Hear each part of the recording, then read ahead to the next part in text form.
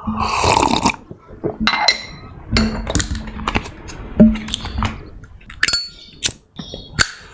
kita mulai, jangan lupa tekan tombol like. Terima kasih banyak. Selamat datang di channel Blog Tips, masih bersama gue Indra Kusuma. Kali ini kita lanjutin masalah prom. Kemarin kita ngomongin prom pertama, prom kedua, sekarang kita masuk kepada prom yang ketiga. Prom ketiga tentang Google AI Overview, AEO, GEO, AI Search. Kita akan lanjutkan.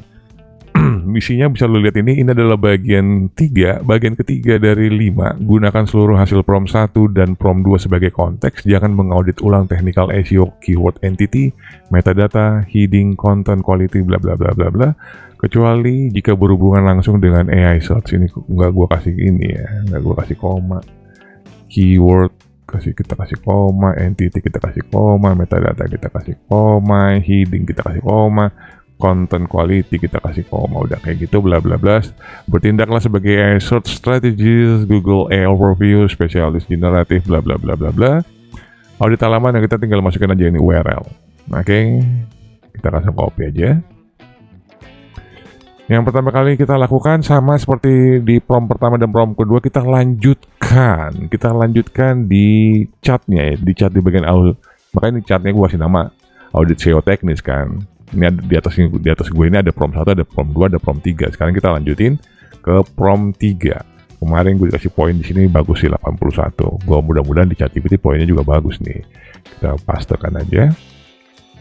Kita tinggal masukkan ini. Kita tinggal masukkan URL. URL-nya kita ambil dari private SEO kayak gini. Oke. Kita copy, kita masukkan ke sini. Masukkan URL-nya. Pastekan like that. Kita copy dulu karena kita mau masukkan ke ini. Kita akan masukkan ke cloud. Habis itu tinggal klik enter. Sekarang kita ke cloud ya. Di cloud kita lanjutkan, ini bagian 2, sekarang kita bagian 3 kan. Masih tetap di chart yang sama, audit teknis. Jadi berhubungan prom 1, prom 2, prom 3. Sekarang kita masuk ke prom 3-nya. Oke. Kita habis itu klik enter aja. Sangat simple. Tapi hasilnya luar biasa, kelihatan profesional banget, bisa banget nanti dipakai buat lo untuk usaha ya, untuk jasa-jasa audit SEO.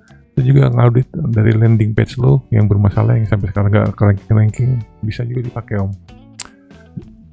Kita lihat di sini. Ini di bagian ChatGPT ya. Search Readiness Audit bagian 3 dari 5. Target optimasi agar lebih mudah dipahamin, diambil, retrieved ya, dirangkum dan dikutip oleh sistem AI modern. Maksudnya biar konten lo apakah bisa muncul di AI Overview atau di AI atau di ChatGPT atau segala macam, atau di citation segala macam kayak gitu, untuk Perplexity, ChatGPT, Cloud segala macam. Nah ini dijawab sama dia, atau Copilot dan mesin pencari berbasis LLM lainnya. Konteks yang digunakan hasil prom 1 dan prom 2, tidak mengaudit ulang aspek bla bla bla bla. Nah ini eksekutif summary-nya, kita lihat skornya. Senang banget sih gue kalau ChatGPT itu yang nilai tuh bagus-bagus aja. Tapi kalau Cloud yang nilai anak kampret. Emang anak kampret kalau si Cloud ya. AI readiness-nya 73. Maksudnya AI yang ngerti konten gue dia bisa baca. Wah good. Google AI Overview-nya 72. GEO-nya Generative Engine-nya 70 bos. 70 men. Basis retrieval-nya 74. Citation-nya 68. Fine. Evidence oke. Knowledge-nya 71. AI compression-nya score-nya 79. AI reliability-nya 84. Baik banget. Halusinasinya 70, gede banget. Ini jawaban ya, tinggal pilih-pilih aja nih. Answer first structure, evaluasinya tinggal dibaca sendiri. Rekomendasi ringkasan answer first, private SEO adalah program, tinggal dijawab tuh. PSS rankingnya panjang paragraf cukup, fokus per paragraf sedang, self-contained PSS-nya kurang, tinggal tambahin aja tuh. Ini dia optimasi di bagian definisi, penjelasan, contoh, dan kesimpulan singkat. Kayak begini contohnya nih. Di bagian yang ini ya. Ini process optimization-nya nih. Optimisasi deskripsi lo bla bla kayak gitulah. Semantic chunking, Kondisi chunking udah tahu kan, kemarin kita udah bahas. Kondisi halaman masih dapat dipecah menjadi chunk yang lebih jelas. Jadi artikel ini bisa dibelah jadi 2. Definisi, manfaat, target peserta, kurikulum, metode, studi kasus, hasil belajar. Bikinin tuh. Call to action, FAQ. Retrieval optimization-nya, self-contained paragraph.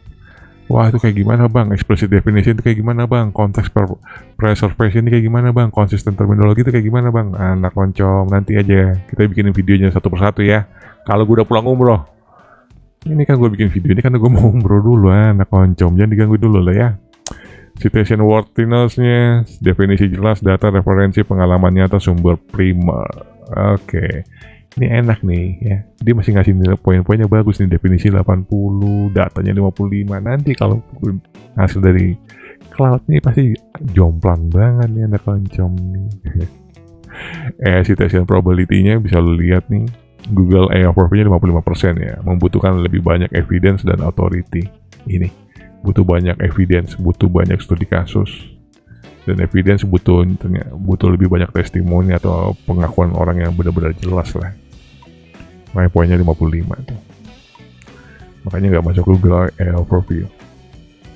Paham kan? Nah, kayak gitu.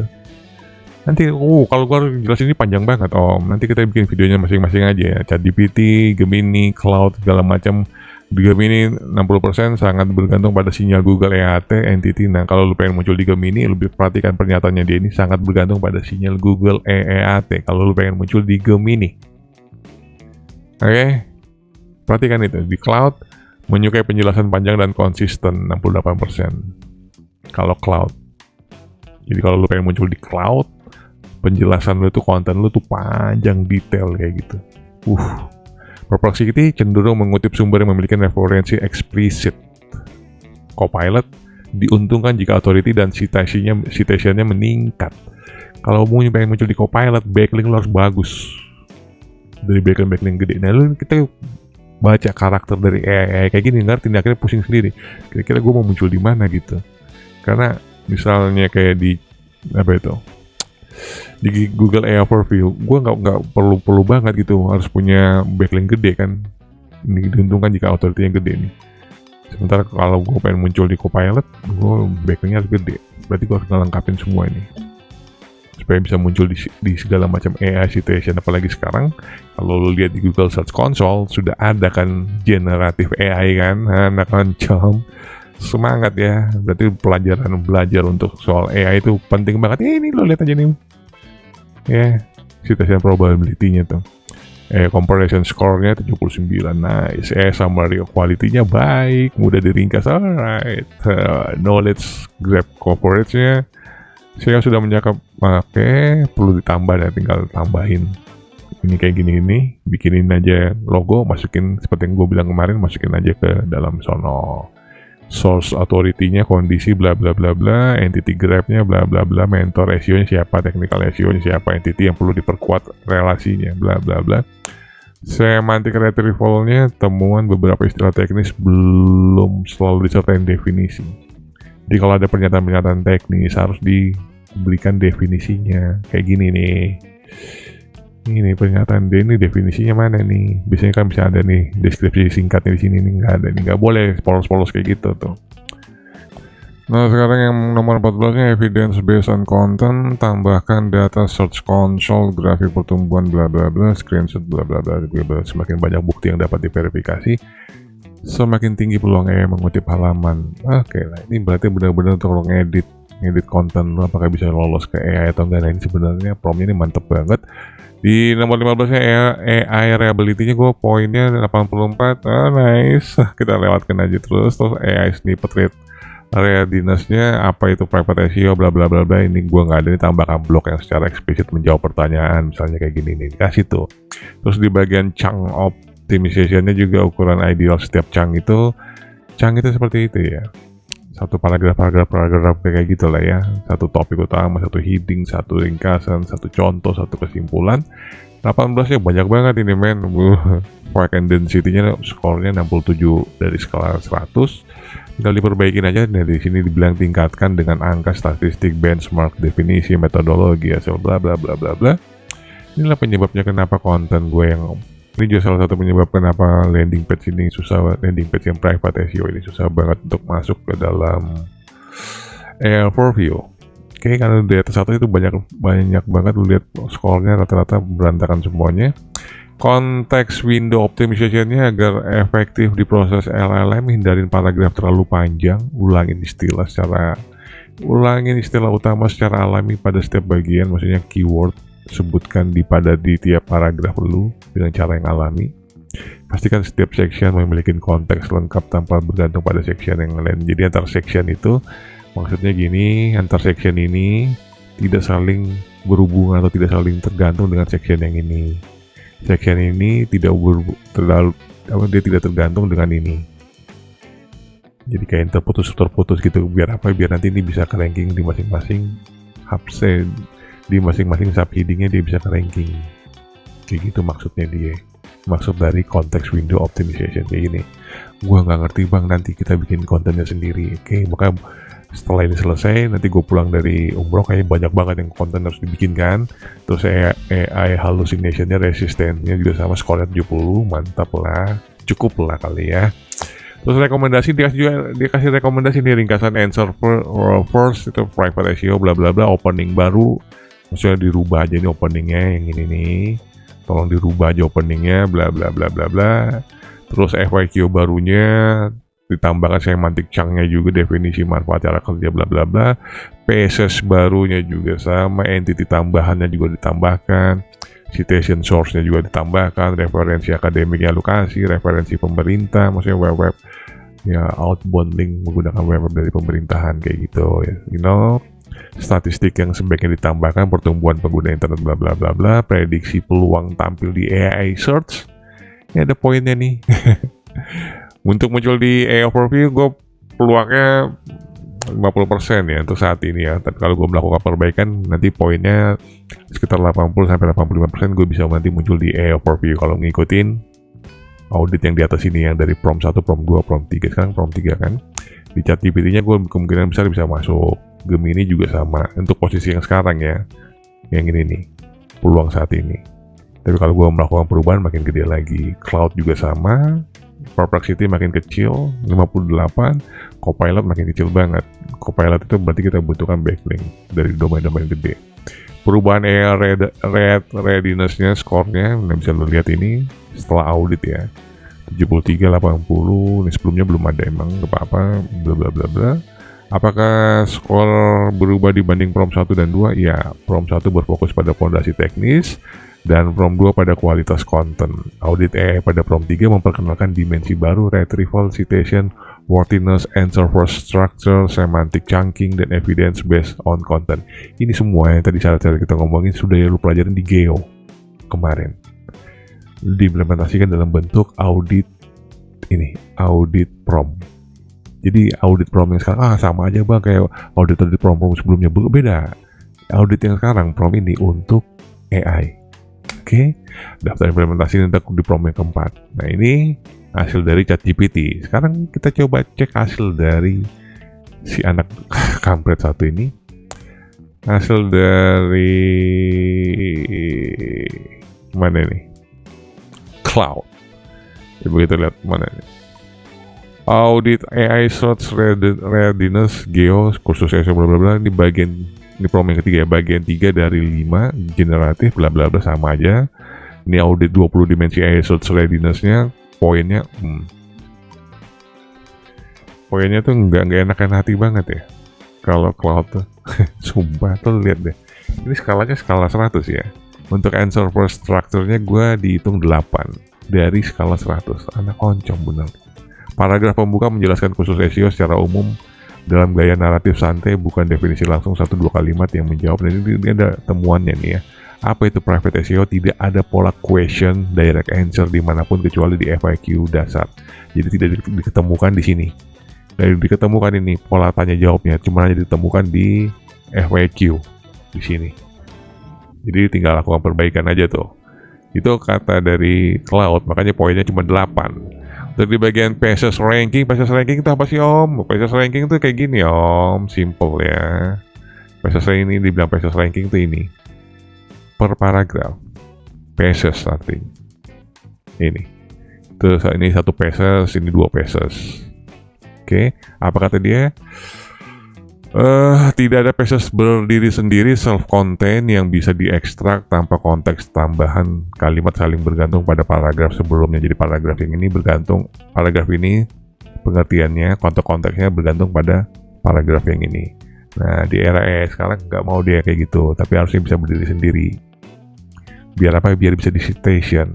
Karena kalau dia saling berhubungan seperti ini, nggak bisa di citation sama AI. Itu salah satu penyebab kok punya gua nggak muncul-muncul di AI overview, nggak muncul-muncul di ChatGPT Bang, karena nggak bisa di citation di Pages. Nah, nanti kontennya berikutnya lah ya, panjang banget, bisa 1 video tuh, 1 jam lagi tuh, pada saat gua nanti real live hari Minggu, tambahan kan. Ya, nanti lu tinggal ingatin gua aja, Bang, gua mau dong masalah soal ini Pages dong, Bang, buatin nih, kasih tau gue ya, gua kan kadang-kadang pelupa. Anak maklum ya usia guys. Terus Pages rankingnya tadi kan, Pages optimization-nya juga dikasih tahu, semantic chunking-nya, retrieval optimization-nya, citation worthiness-nya, AI citation probability-nya sangat rendah. Kemungkinan konten lu diambil citation, diambil sebagai kutipan itu sangat rendah kemungkinannya. Udah lah, males banget ya kalau lah ya. Ini ngerusak nih, ngerusak image gue sebagai pakar SEO kampret. Beruntung ya, ini kan gue bikin asal-asalan ya. Asal-asalannya dibikin udah ranking kan. Kalau ini dibikin asli terus dulu jawab kayak gini, aduh malu banget. Ini oncom memang cloud ini ya. Males gue bacanya. Compression score kayak gini, AI summary quality-nya oke, knowledge graph-nya, source authority. Nggak ada source authority-nya, gue nggak pakai segala macam, nggak pakai. Source authority-nya tuh kayak gimana? Outbound, gue nggak pakai outbound kan. Kalaupun kita menggunakan outbound dibolehkan ya, tapi gue saranin no follow. Biar apa? Biar crawling budget lu nggak dihajar, nggak dihabisin sama outbound link ente. Entity graph-nya juga sama, semantic retrieval-nya, kemudian query bervariasi menemukan halaman. Evidence based content, tidak ada data studi kasus. Nah, itu ya. Oh, apa kalau lu ngomongin soal evidence based content gitu segala macam sih di prompt 1, prompt 2, karena itu ada hubungannya dengan ini jenis artikel lu. Di era geo sekarang kan commodity dan non commodity. Kalau lu mau konten lu sebagai non commodity, maka dibutuhkan evidence atau bukti atau studi kasus. Makanya kenapa muncul di situ poin nomor 14 itu. Artinya prompt ini emang sesuai dengan terupdate ya. Terupdate, terdepan, dan terpercaya. Iya, sesuai dengan algoritma sekarang. Jadi audit ini bukan audit yang klasik yang zaman dulu kayak gitu, enggak. AI reliability-nya, kejelasan linguistik untuk parsing LLM bahasa Indonesia cukup jelas secara gramatikal, tapi bercampur gaya santai emang. Karena gaya santai muncul karena gue emang untuk mengubah unik ya konten biar gak plagiat. Biarin aja kalau soal AI reliability, gue sih mau dikasih poin 45 kayak mau segala macam kayak no problem. Snippet readiness-nya kecil banget poinnya, chunk optimization juga sama, frag density-nya, context window optimization, AI hallucination resistensinya 22. Ini penting ya, soal audit kayak gini ini lengkap banget. Malah ini profesional banget. Kalau lo mungkin juga di search agensi SEO juga belum tentu seperti selengkap ini apanya ngauditnya. Karena kan ini kalau kita lihat dari prompt 1, prompt 2, prompt 3 itu kita mulai dari klasik sampai ke era AI ini. Jadi worth it banget sih lu ngeluarin 10.000 gitu ya untuk masuk ke community buat ambil file-file ini, sangat worth it banget. Ini rata-rata 20 dimensi, kurang lebih 15, skornya kecil banget. Malu banget ya anak oncom. Mas bodo amat lah ya. Tapi kata ChatGPT kan bagus ya. ChatGPT rada-rada error otaknya, oke? ChatGPT UNI aja lah ya. Skor AI readiness-nya awalnya 16 bla bla bla. Analisis sebab akibat dengan temuan sebelumnya, perbandingan ya. Dia analisis dari prompt 1 sampai prompt 2, zero skema markup, private bisa baca sendiri. Dampak terhadap, nah ini ada dampak terhadap AI search readiness-nya tinggal diperbaikin ya. Terus rekomendasi implementasi sama seperti di ChatGPT juga, answer first, opening baru, contoh FAQ, dikasih contoh semantiknya chunk-nya seperti ini nih, dimaksudnya. Struktur chunk ideal per section itu 100 sampai 150 kata. Topic sentence di kalimat pertama ini nih. Minimal ini 100 sampai 150 kata ini. Jadi lu udah ngerti kan? Ya, karena semua orang belum ngerti. Apa itu chunk? Apa itu pesos? Belum ngerti mereka. Nah, lu adalah yang paling cepat ngerti. Kalau udah ngerti kayak gini, lu untuk ngobrol-ngobrol sama orang-orang SEO di luar mah, lu levelnya di atas mereka lah ya. Pesos baru, entity tambahan yang wajib ditambahkan di konten dikasih tahu sama dia, citation source yang direkomendasikan, Google Search Engine, most beginner, RF blog, HubSpot State of Marketing Report.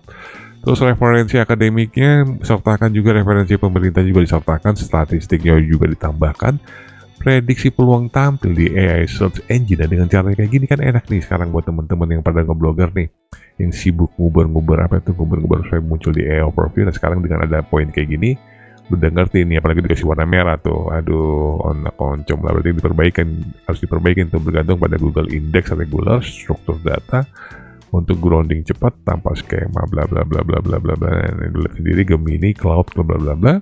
Kesimpulan prediksi dari seluruh 6 platform peluang tampil berkisar 8 sampai 20%. Nyakitin hati anak koncom. Jadi peluang ini gua bisa muncul di overview hanya sekitar 8 sampai 20% dari skala 100. Nggak apa-apa, no problem, yang penting ranking 1, oke. Lanjutkan. Nah, koncom lah, pembaruan skor AI readiness-nya, nah bisa lihat sendiri skornya turun ya, dari di prom kedua gue poinnya 27 kan, di prom yang ketiga ini gue poinnya 24. Kita jadi penurunan. Terus mengapa AI readiness score paling rendah di antara ketiganya? Maksudnya ini ya karena ini bisa lu lihat Search Readiness adalah gabungan kumulatif dari kelemahan teknis prom 1 bla bla bla dan prom 2 gabungannya akumulatif ya sama prom 3. Nah berarti kemungkinan gue itu muncul cuma dari 8% sampai 20%. Udah. Jadi nanti belum yang prom keempat, belum prom yang kelima ini. Nah koncom. Daftar implementasi untuk prom 4 bla bla bla bla. Nanti kita tinggal masukin di pertemuan berikutnya. Kalau begitu gue cukupin materi gue sampai sini. Nanti kita akan ketemu lagi di materi-materi gue berikutnya. Masih bersama gue Indra Kusuma. Peace and out.